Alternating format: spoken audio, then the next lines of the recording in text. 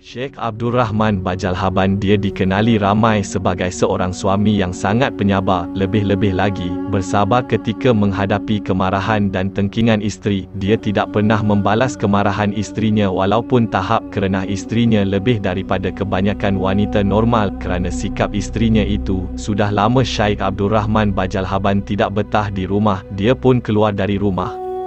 Dalam perjalanan, Sheikh Abdul Rahman kehabisan bekalan. Dia secara tidak sengaja bertemu dengan dua orang wali yang sedang berkelana. Sheikh Abdul Rahman Bajalhaban turut menyatakan hasratnya untuk turut serta mengembara bersama mereka, tidur di atas gunung, fokus beribadah kepada Allah Subhanahu Wa Taala. Mereka juga bersetuju dengan syarat Sheikh Bajalhaban bergilir-gilir menyediakan makanan untuk mereka setiap hari secara bergilir-gilir, suka atau tidak, dia bersetuju.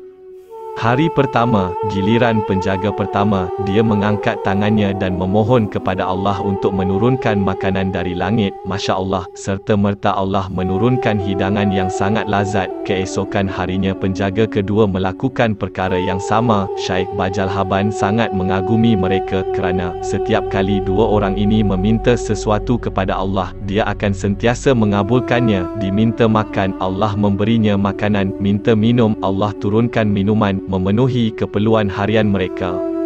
Giliran hari Sheikh Bajalhaban telah tiba, dia mula keliru. Sheikh Abdul Rahman Bajalhaban mula cuba melakukan perkara yang sama yang dilihatnya daripada kedua-dua wali itu. Sheikh Bajalhaban memulakan solatnya dan kemudian berdoa sambil mengangkat kedua tangannya.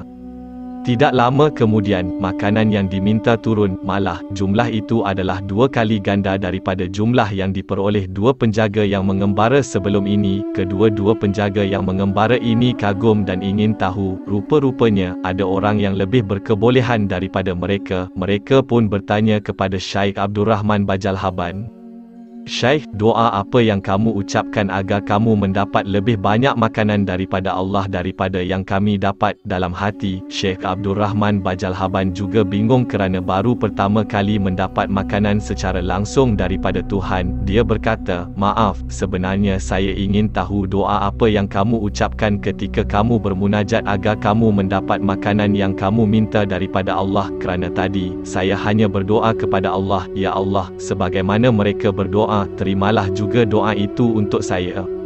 Salah seorang daripada mereka menjawab, "Baiklah, Syekh, apabila kami ingin makan, kami akan berdoa dan kemudian memohon kepada Allah dengan tawasul melalui Sheikh Abdul Rahman Bajalhaban, seorang wali yang dimuliakan Allah kerana kesabarannya terhadap isterinya. Dia tinggal berhampiran pergunungan ini."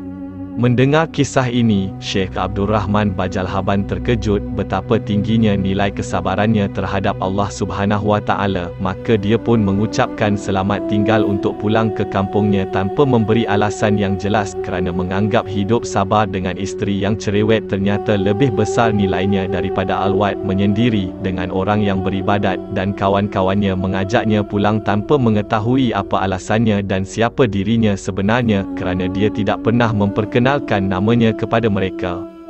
Allah Subhanahu Wa Taala berfirman, "Boleh jadi kamu membenci sesuatu padahal ia amat baik bagimu, dan boleh jadi pula kamu menyukai sesuatu padahal ia amat buruk bagimu. Allah mengetahui, sedang kamu tidak mengetahui."